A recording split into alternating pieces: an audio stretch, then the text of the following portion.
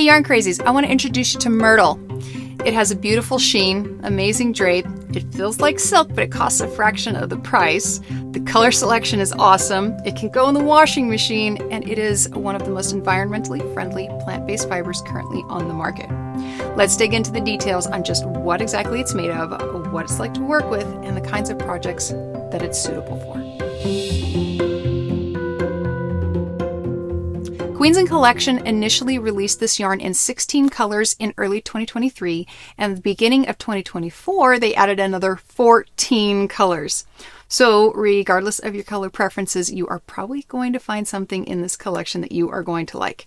It comes in 180 yards or 165 meters per 100 grams, and a length to weight ratio like that would normally indicate a worsted or even an Aran weight.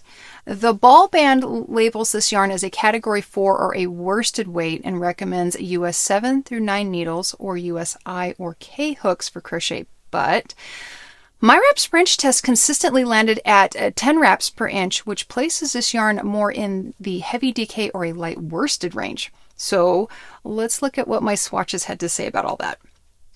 Here is the knit swatch done on a US 7 or 4.5 millimeter needle. I tend to gauge loose, so I stuck to the bottom end of the scale. It measured out at 21 stitches and 26 rows before I washed it, but it settled out at 19 stitches and 28 rows after being washed. So the stitches bloomed open, but the rows relaxed into each other. My crocheted swatch was done on an H or a 5 millimeter hook for both the regular crochet and Tunisian crocheted sections. Both yielded 16 stitches and 20 rows per 4 inches, and unlike the knit swatch, that reading didn't change at all with the washing.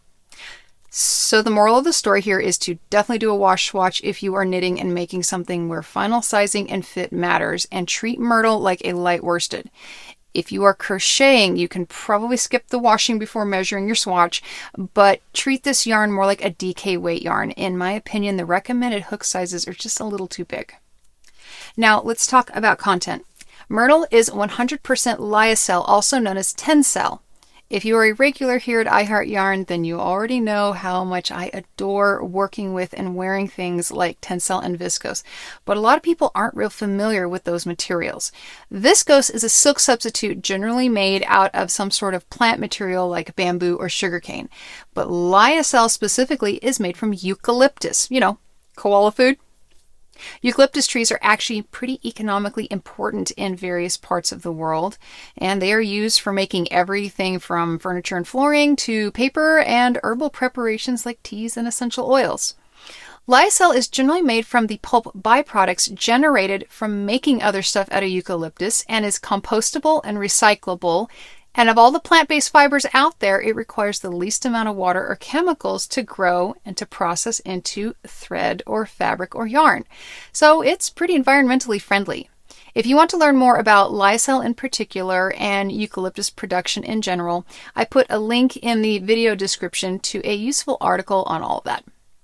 Now, when it comes to working with Myrtle, there are some pros and some cons to keep in mind. On the plus side, it's machine washable and it seems to be pretty color fast. It is sensitive skin friendly and it's a great choice for warm weather garments. It has the sheen and drape of pure mulberry silk, but retailing at between $12 and $13 a skein, it is substantially more affordable. On the negative side, the dryer really needs to be avoided, and due to its content and structure, it can be splitty. So if your gauge is normally pretty tight, this yarn may not be for you. It isn't prone to pilling, but it can snag. So skip hard wearing things like fingerless mitts or bags, and be careful with long sleeves and loose hems. I have to be really careful when I wear this around the shop. The hem tends to catch on the edges of the display baskets if I get a little too close to them.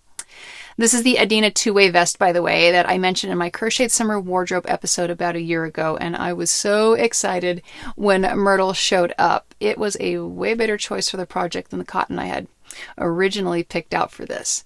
If you don't crochet or if this isn't quite your style, there are 6 different patterns, all designed for this yarn on the Knitting Fever website. Personally, I am tempted by the quince, Kaylee, and helix patterns, and the quince especially, since it is one of those tops that could easily go casual or dressy.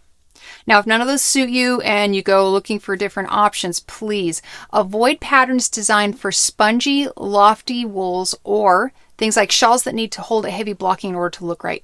The weight and the drape of this yarn will not work for projects like that. If your fingers are now itching to make something silky to wear this summer and your local yarn shop doesn't carry Myrtle, support another small business and check out the Grandma's Spinning Wheel website or call the store. They stock all 30 colors and are happy to ship to you.